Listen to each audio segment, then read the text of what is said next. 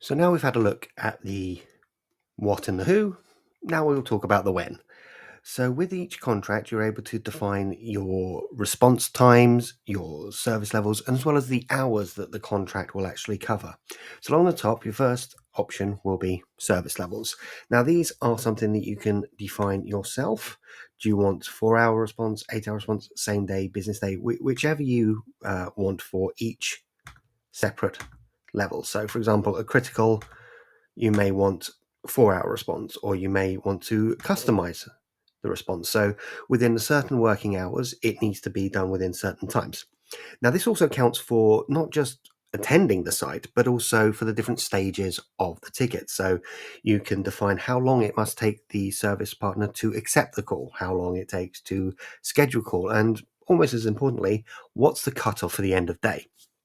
Now you can define each of these areas and also change the names for them so it suits whatever internal uh, language you use on your tickets. Now, once you've defined each separate area,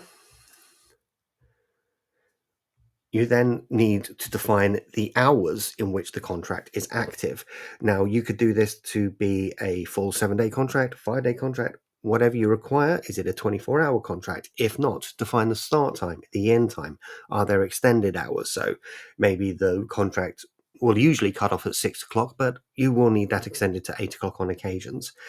Now, what's really good about this, though, as well, is that although you can define the complete contract, if you have particular sites that may need slightly more attention, maybe it's a flagship store or a head office, whatever it may be, you can actually add exceptions. So you can add individual sites depending on the contract and add additional parameters or criteria for those sites.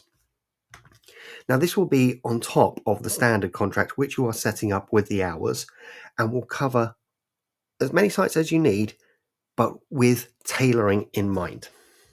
Now, as you can imagine, that's very useful if you have different stores that maybe cover different operating hours or different locations requiring earlier or later starts. What's important about this is that you define these times, you define the hours, and they are then inbuilt into the contract, so you don't have to constantly chase.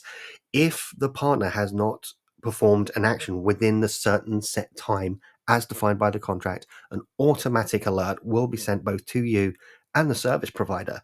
It just helps you control your workload while keeping the tickets on course.